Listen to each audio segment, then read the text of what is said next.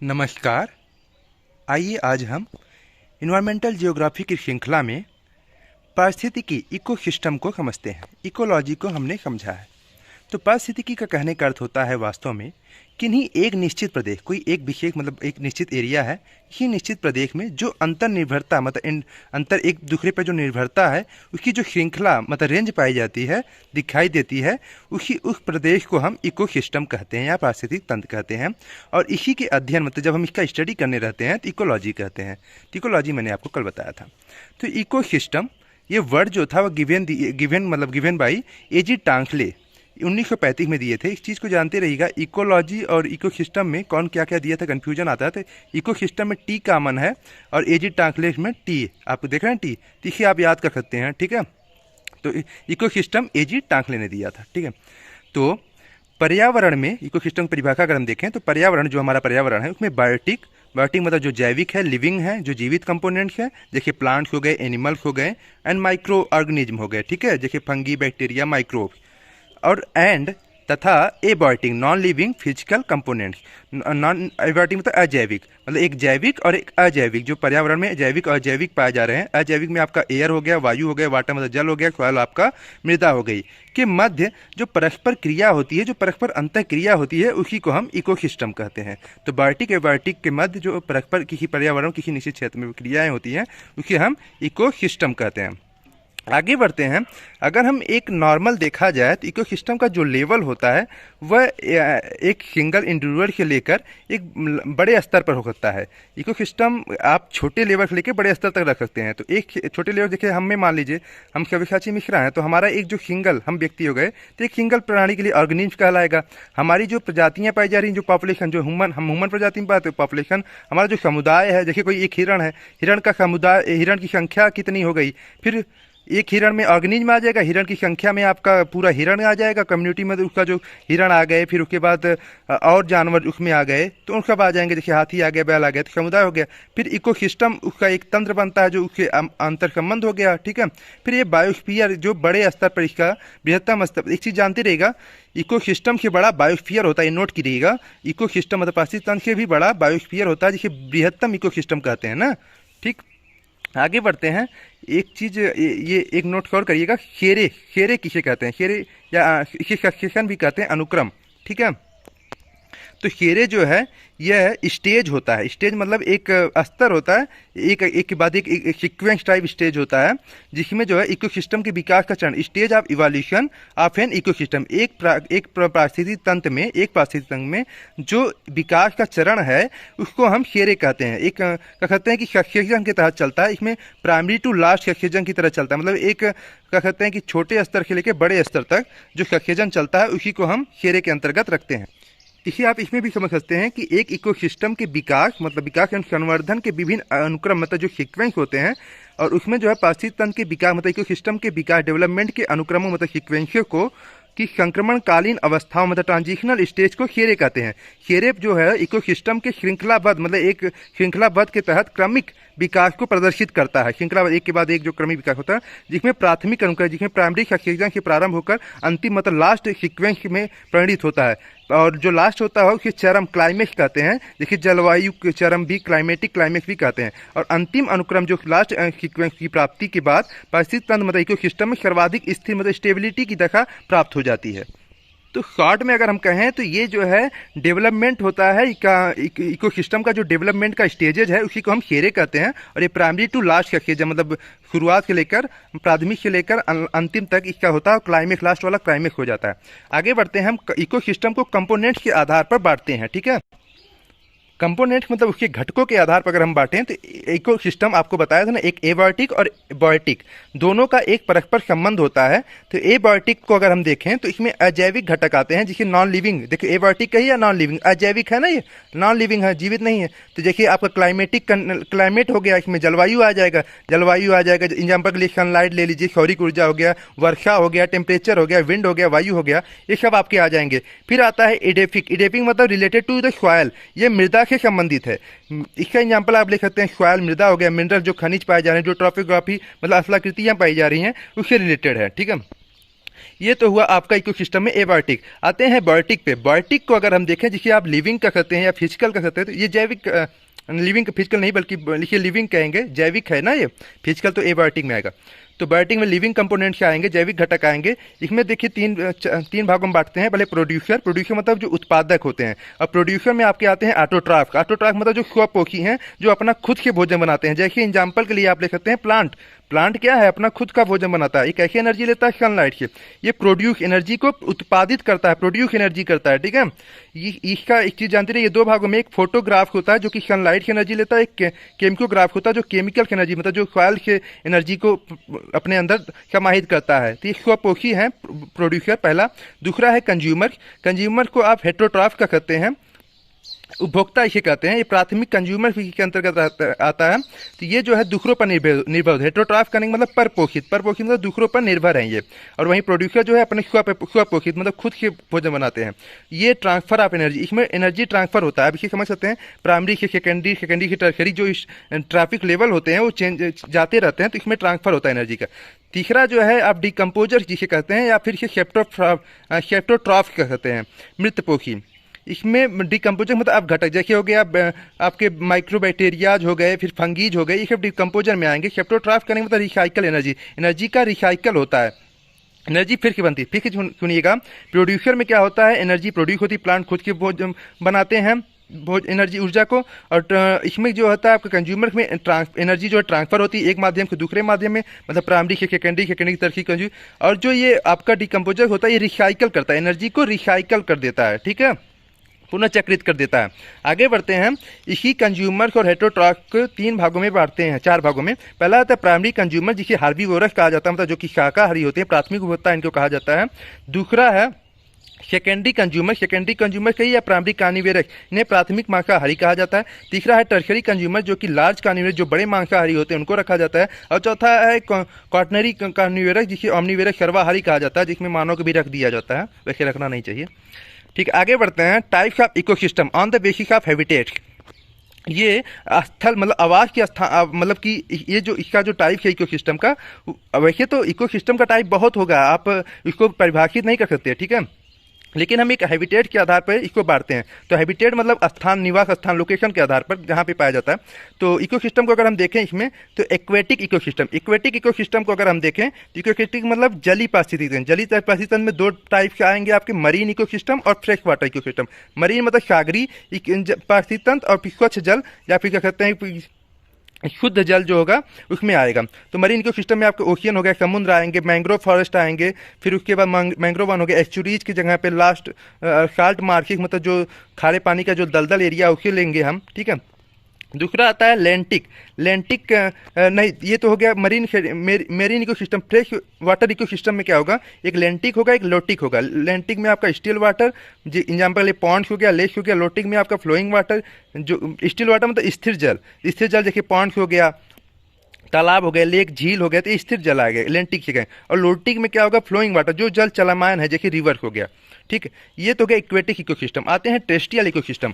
Terrestrial ecosystem को अगर हम देखें तो आप देखने की कोशिश करिएगा। टेरेस्ट्रियल इकोसिस्टम, इसमें जो है पार्थिव मतलब टेरेस्ट्रियल मतलब स्थल, जो पृथ्वी पर पाया जाता है, पार्थिव या स्थलीय पारिस्थितिकी तंत्र। तो इसमें आप टुंड्रा को देखेंगे, टैगा को देखेंगे, फॉरेस्ट देखेंगे, ग्रीनलैंड को देखेंगे, ग्रासलैंड को देखेंगे और डिजर्ट को देखेंगे। इस चीज़ को जानते रहिएगा।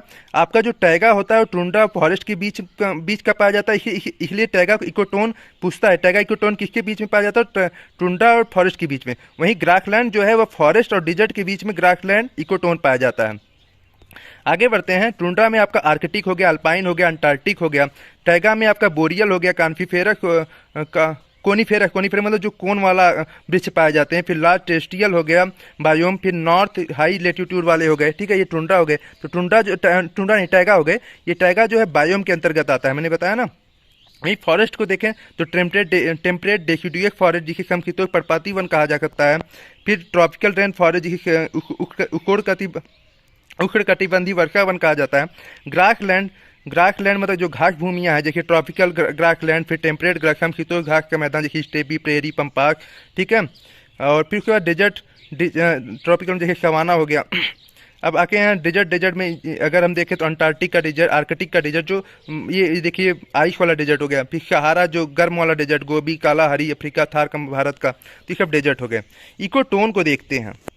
रुकिए, इकोटोन से पहले मैं इसे और अच्छे समझाने की कोशिश करूंगा आपको। जो मैंने अभी बताया था इकोसिस्टम बांटा था, उसके वर्ल्ड इकोसिस्टम के तहत भी बांट सकते हैं। इसे मैंने पहले भी बनाया था, एक मेरा पुराना नोट है, उसको हम देख के बनाया है। तो इसमें सबसे पहले मैंने बताया था ना एक्वेटिक, एक्वेटिक मतलब जली पास्ती तंग। जली पास्ती तंग में आप देख सकते हैं मरीन इकोसिस्टम है। मरीन इकोसिस्टम कहने का मतलब हुआ कि लार्ज साल्ट कंटेन होता है, इसमें जो जल मतलब जो खारा पानी पाया जाता है, और वास्तव में 35 पीपीटी पाया जाता है समुद्र के जल का। तो इसमें ओशियन मिलेंगे आपको, समुद्र खारे पानी का दलदल मिलेगा, अंतर ज्वारी क्षेत्र में ज्वारन वाला मुख मिलेगा, ज्वारन मुख में लैगून हो सकते हैं, मैंग्रोव हो सकते हैं, एक प्रकार के आर्द्र भूमि, कोरल रीफ हो सकते हैं, डीप सी हो सकते हैं, सी फ्लोर जो समुद्र का तल होता है, डीप सी वाला, ये सब एरिया जो है मरीन में आ जाएंगे। ठीक है, ये हो गया आपका एक्वेटिक इकोसिस्टम। एक्वेटिक इकोसिस्टम आपको मैंने बता दिया। अब आगे बढ़ते हैं आपका फ्रेश वाटर इकोसिस्टम में। तो फ्रेश वाटर कहने का मतलब मीठे पानी का जल, मतलब यह कह सकते हैं स्वच्छ जल जो होता है उसे हम फ्रेश वाटर इकोसिस्टम में रखेंगे। इसमें आपके झीलें आ जाएंगी, जो तालाब आ जाएगा, नदियाँ आ जाएंगी। ठीक है, ये सब आ जाते हैं। इसमें देखिए लेंटिक जो होता है, लेंटिंग मतलब स्टिल होता है, जो स्थिर जल हो, जो यहाँ पे पानी स्थिर होता है, एग्जाम्पल के लिए पॉन्ड्स हो गया, लेक हो गए, तो ये लेंटिक के अंतर्गत। और लोटिक जो होता है फ्लोइंग वाटर, मतलब जब नदियाँ चलती रहती हैं, फ्लो करती रहती हैं, तो रिवर इसका एग्जाम्पल हो गया। ठीक है, आगे बढ़ते हैं आपका टेरेस्ट्रियल इकोसिस्टम। मैंने टेरेस्ट्रियल इकोसिस्टम में आपको बताया स्थलीय पारिस्थितिक तंत्र। ठीक है, इसमें आपका टुंड्रा आएगा। टुंड्रा में जैसे इसमें आपका आर्कटिक टुंड्रा आ जाएगा। टुंड्रा का नहीं मतलब भूतल भूमि जहाँ सदा जमी रहती है, अतः पेड़ों का विकास कम होता है और छोटे विकास मौसम प्रभावित हो जाता है। इसमें काई लाइकेन जैसे नहीं ग्रासिक होते हैं, ये टुंड्रा वाला एरिया हो गया, मॉर्फिक हो गया। इसमें आपका आर्कटिक टुंड्रा जो आर्कटिक उत्तरी ध्रुव की तरफ है, वो north of the taiga belt कहलाता है। देखिए नॉर्थ उत्तरी रूस, कनाडा, इसको ले सकते हैं। अल्पाइन टुंड्रा, अल्पाइन टुंड्रा में आप किसी भी अक्षांश पर अधिक ऊंचाई पर जब पहुंचते हैं, अल्पाइन टुंड्रा कहलाएगा। फिर आर्कटिक अंटार्कटिक मतलब दक्षिणी ध्रुव की तरफ को जो आपका आएगा टुंड्रा एरिया। ठीक है, बहुत ठंडा शुष्क, पूरी दुनिया के कटा हुआ एक तरह के।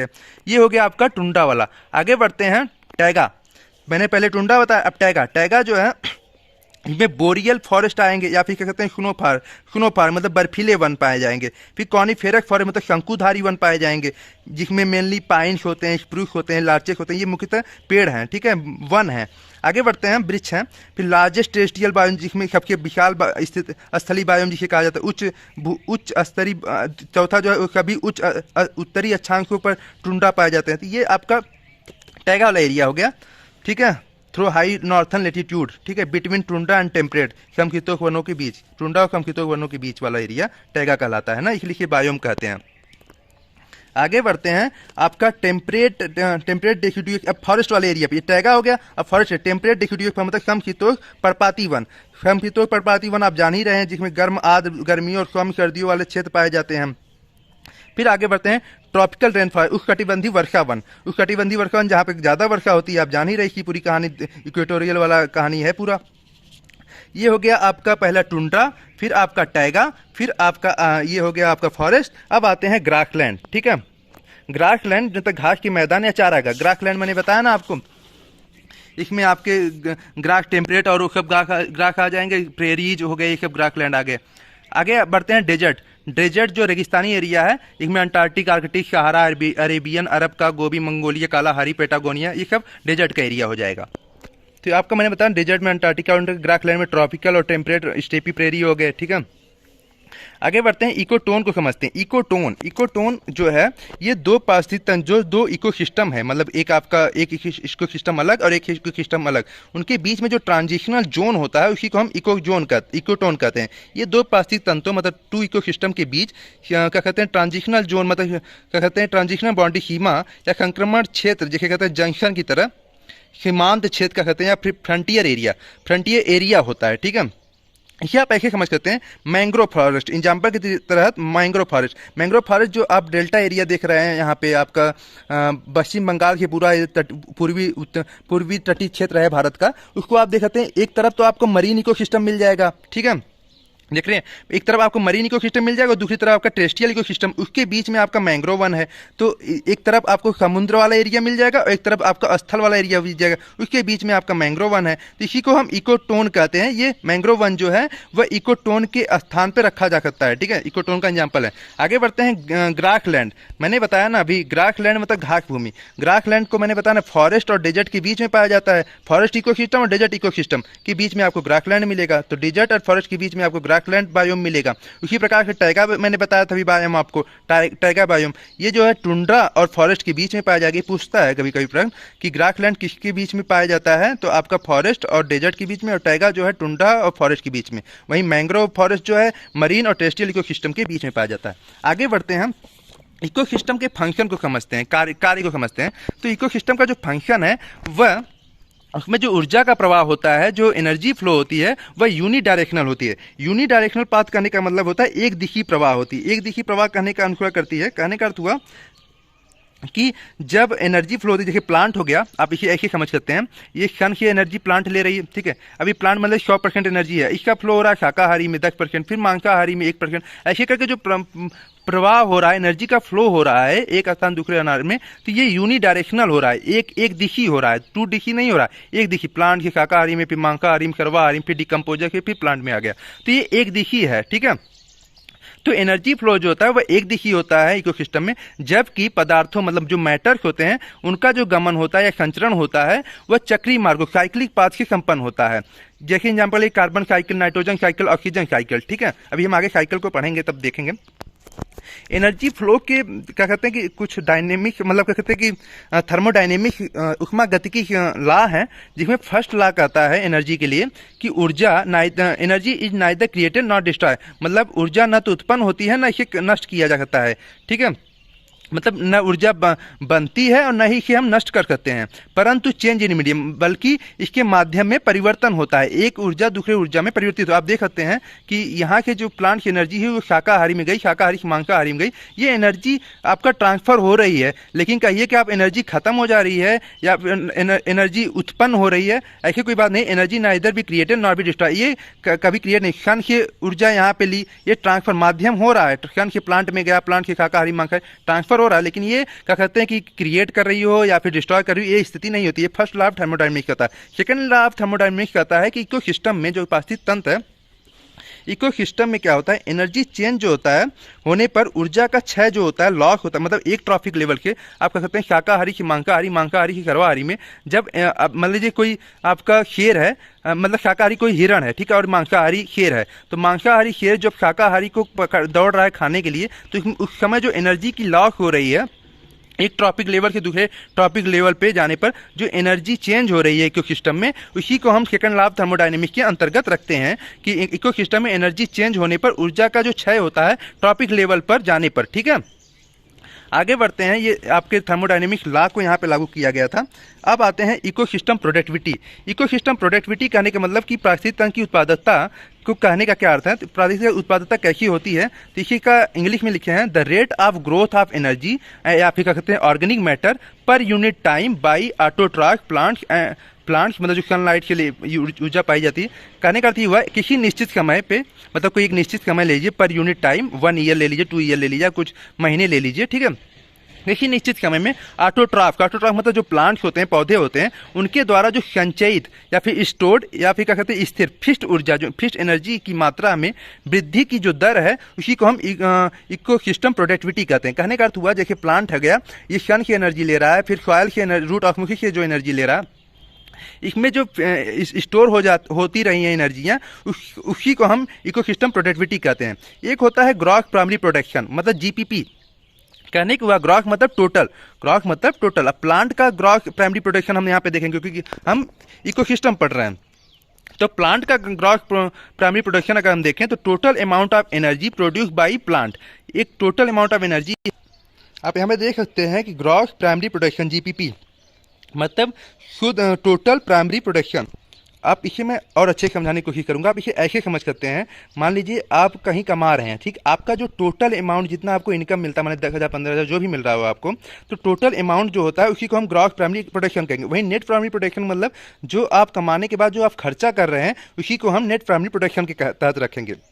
अब इसे ऐसे समझिए, प्लांट का अगर हम देखें इकोसिस्टम में, तो total amount of energy produce मतलब उत्पन्न की जाती है पाई प्लांट। तो जो प्लांट का टोटल अमाउंट ऑफ एनर्जी वो पाता है, वह जैसे सनलाइट से टोटल अमाउंट पा रहा है, सॉइल से रूट ऑस्मोसिस के द्वारा जो टोटल अमाउंट पा रहा है, तो उसी को हम शुद्ध मतलब जो टोटल मतलब शकल, ग्रास प्राइमरी मतलब शकल, जो शकल पाया जाता है उसी को टोटल का कहते हैं, उसी को हम ग्रॉस प्राइमरी प्रोडक्शन कहेंगे। वहीं जब नेट प्राइमरी प्रोडक्शन प्लांट का देखेंगे, तो प्लांट के नेट प्राइमरी प्रोडक्शन में जो टोटल ग्रॉस प्रोडक्शन हुआ था, ग्रॉस प्राइमरी प्रोडक्शन हुआ था जीपीपी, उसमें जो है श्वसन द्वारा नष्ट ऊर्जा की मात्रा, कहने का अर्थ हुआ कि प्लांट ने सन से एनर्जी लिया, टोटल एनर्जी, उसमें से उसकी शाखाओं को वृद्धि डालने में, फिर उसकी पत्तियों को जो वृद्धि लेने के लिए जो श्वसन द्वारा नष्ट ऊर्जा की मात्रा हो रही है, जो श्वसन मतलब कि जैसे हम भोजन कर रहे हैं तो हम बोल रहे हैं, ठीक है, इस समय जैसे हम भोजन करके बोल रहे हैं तो हमारी एनर्जी जो जा रही है, मैंने तो भोजन किया, वो ग्रॉस मिल गया हमें, ग्रॉस प्राइमरी प्रोडक्शन, और उसके बाद जो हमें बोल रहा हूँ इतना तेज तेज,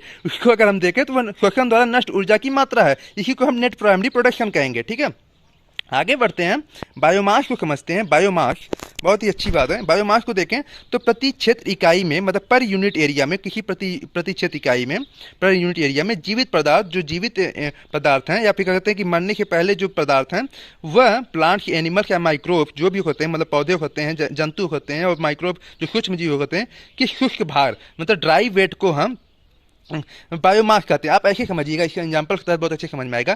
जैसे समझिए गन्ना है, अब गन्ने का जब रस निकाल दिया जाता है तो उसका जो छिलका बचता है गुचड़ा, वो ड्राई हो जाता है, सूखा हो जाता है, तो उसी ड्राई भार को, वेट को हम बायोमास कहते हैं। ठीक है, एक चीज़ को आगे बढ़ते हैं। आर.एच.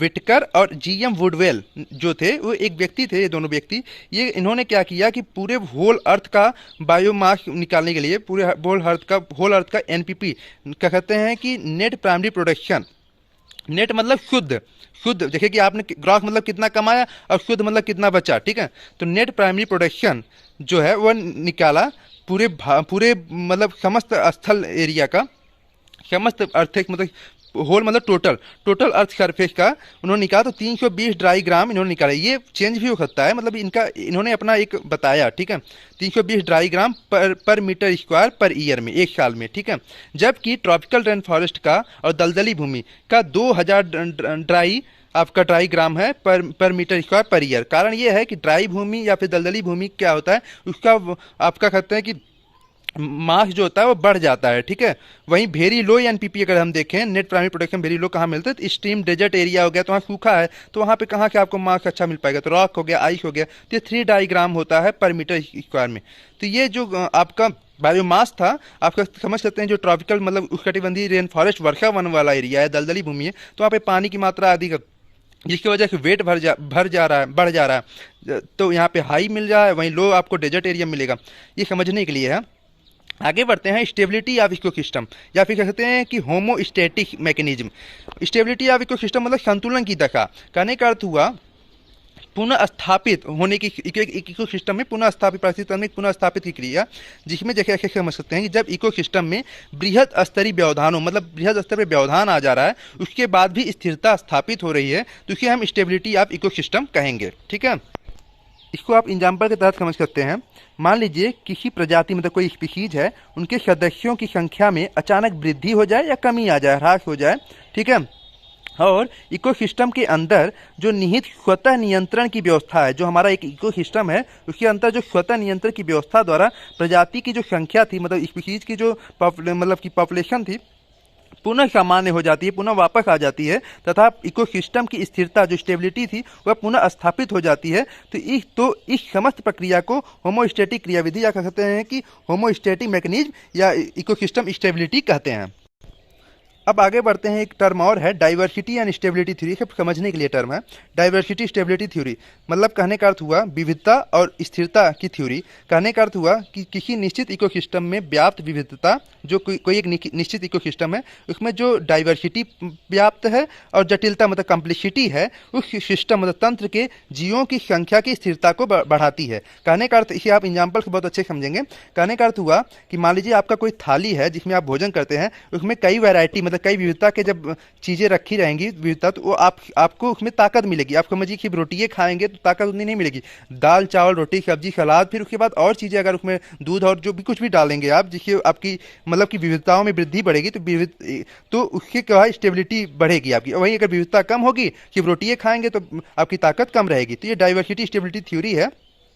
कहने का अर्थ ये हुआ कि जितनी ज़्यादा डाइवर्सिटी होगी उतनी ज़्यादा आपको स्टेबिलिटी मिलेगी। तो डाइवर्सिटी स्टेबिलिटी थ्योरी यही कहती है कि जितनी ज़्यादा डाइवर्सिटी होगी उतनी स्टेबिलिटी मिलेगी, और जितना कम डाइवर्सिटी होगी उतनी स्टेबिलिटी कम होगी। इसलिए विविधताओं को बनाए रखिए, मतलब हमारे इकोसिस्टम को बनाए रखिए, उसको नाहक तहक मत करिए। पेड़ हमारे हैं उनको काटिए मत। अगर आप उनको काटेंगे तो फिर कैसे डाइवर्सिटी बनी रहेगी, ठीक है। आप जानवरों को मारते रहेंगे तो फिर कैसे डाइवर्सिटी बनी रहेगी। तो यही सब चीज़ें हैं और यही प्रकृति से जुड़ा हुआ चीज़ है।